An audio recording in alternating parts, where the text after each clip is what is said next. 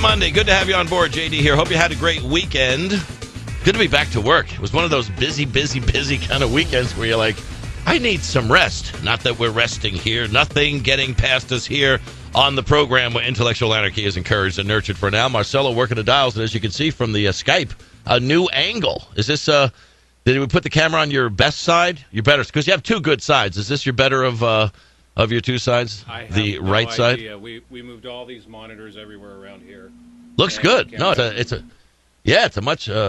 whole nice new setup there. So we're getting a right view of you there in the booth. And as Sean Hannity would say, this proves you're a Republican because it's a right-sided view of the studio. Brad producing the program, emails at the website, cherrydoyle.com. Any chance the dog can might take, I do go forward with. Poll question up there for you today at the website, cherrydoyle.com.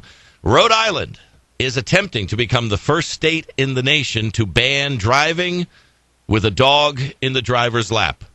We're talking about the four-legged furry kind. Opponents say people should be allowed to make their own decisions about distracted driving. What do you say to the idea that no more little doggies riding in the driver's lap? 6% of the people say, shouldn't it depend on the size of the dog? 25% say ban Bowsers behind the wheel. 53% say let people make their own decisions. And 17% say Romney solution, dogs on the roof. Your answer there at the website or here at 800-876-4123. On the program where we like our flying a little turbulent, our women a little crazy, our politics a little messy. Speaking of flying, tomorrow, do we have a guest host tomorrow for the program, Brad? Because I'm going to be spending the day tomorrow with the Thunderbirds, not the singing group, the flying group right here at Nellis Air Force Base. The Thunderbirds, have we taken care of that? Bill Wattenberg's going to fill in tomorrow? Yes, oh, good.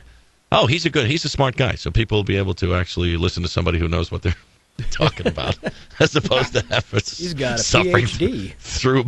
He's got a PhD. Do you think he will be able to, and speaking of that, do you think he would be able to answer or make the statement, fool me once, shame on you, fool me twice, shame on me? Because yet again, that statement over the weekend popped up with Tom Brokaw. Tom Brokaw was on Meet the Press, and politics aside, people say, oh, he's a lefty, he's a liberal, he's a this, he's a that.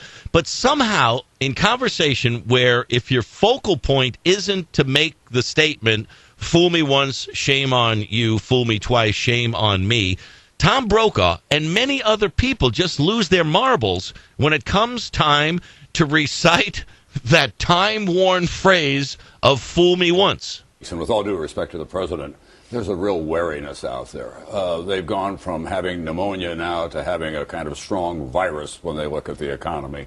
And you could use that old phrase, fool me once, that's your fault. Fool me twice, it's my fault. George Bush. Bush 43, President of the United States in Tennessee, trying to casually bring in that time-worn phrase of fool me once. There's an old saying in Tennessee, I know it's in Texas, probably in Tennessee, that says, fool me once, shame on you. If fool me, we can't get fooled again. What is it with that phrase? I don't get fool it. Me, we can't get fooled again. No, you can't get fooled again. Fool me. You see, fool me. It's kind of like starve a cold, feed a fever. I'm not exactly sure what the problem is with fool me once, shame on you. Fool me twice, shame on me. But in some kind of conversation, Tom Brokaw, right up there with George Bush, the President of the United States, just seemed to be fooled by the can't be fooled again. A lot of things to get to on the program today.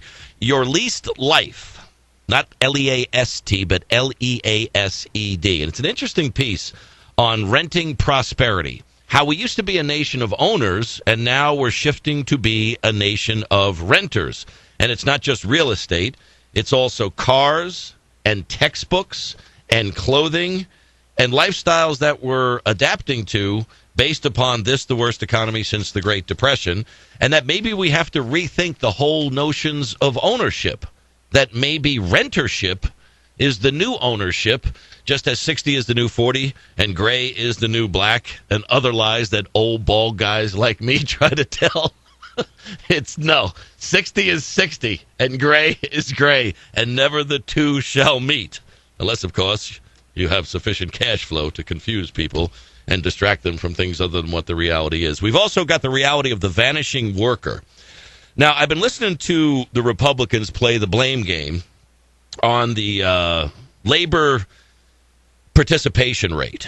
And the only thing that they've been leaving out, and they make some valid points about the labor participation rate under the socialist President Obama and how he has extended this jobless recovery. But there's also one really missing item that's missing from the conversation, if we're going to have an honest one about the vanishing worker, and that's the aging of the work population. 79.5 million people born between 1946 and 1964. And a lot of those people that are actually thinking about and retiring and doing it willingly, some kicking and screaming because they can't get the job that they want, so they're deciding that it's time to go gently into that retirement night.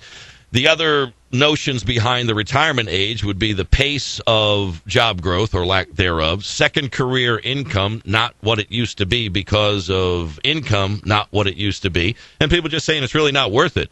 I mean, I got to justify commuting. I have to justify childcare. I have to justify all these other expenses. And now the second income household is something that's also coming into question. And the rapid expansion of government payment transfer payments, which is basically along the lines of welfare, government welfare, food stamps, et cetera, et cetera. And the retirement issue is one that hasn't been looked at. And I know it's a election year, and I know that they're all trying to make this look like Obama's the second coming of Satan, and I get that. And to many minds, you would probably be able to come to that conclusion that as a capitalist, this guy need not apply because he has no clue as to what's going on out there. But the fear game that's being played by the Republicans is also the fear game that's being played by the Democrats. So the Republicans are telling you, be fearful of Obama. The Democrats are telling people out there to be fearful of Republicans.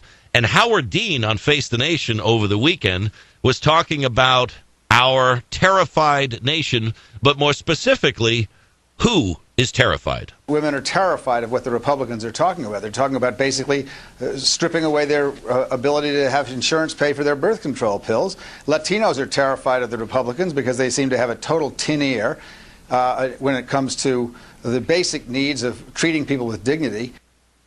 Lions and tigers and bears, oh my. Romney. Now, women are terrified, Latinos are terrified, everyone's just going crazy out there because the Republicans are going to get in and pull a Spirit Airlines on that veteran who, what did he have, like $179 ticket or something like that, and Spirit Airlines wouldn't refund that dying veteran's airline fare. And the Republicans made great hay of that. And Spirit Airlines is probably one of the stupidest PR moves by an airline or by a president of any company with regard to refunding the cancer-stricken flyer's fare, who eventually ended up driving to New Jersey to see his daughter and also managed to show up on Fox and Friends.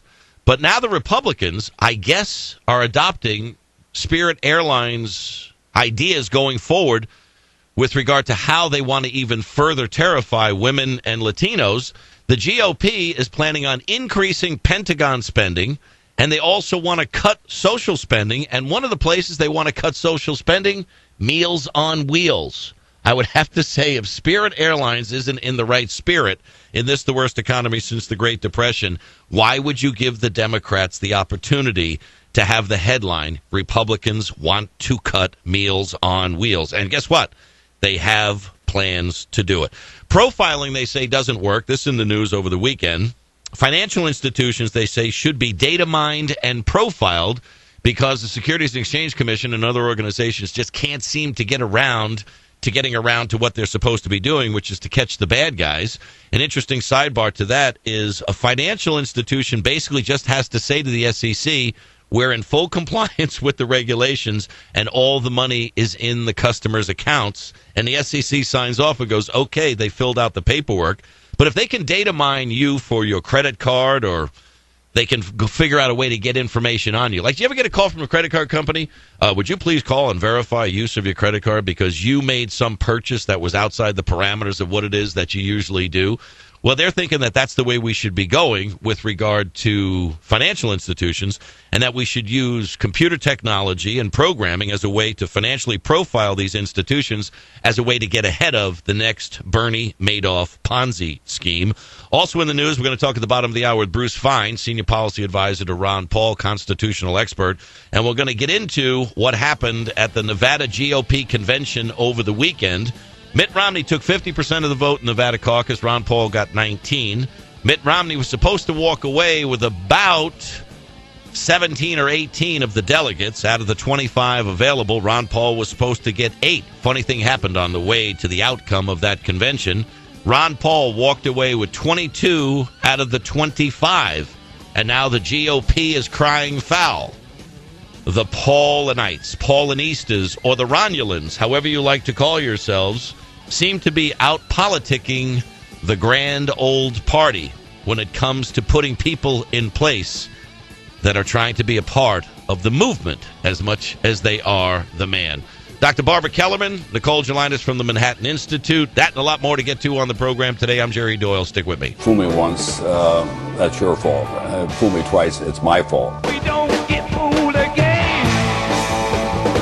Don't get fooled again. Fool me once. No, no. Shame on you. If fool me, we can't get fooled again. Jerry Doyle.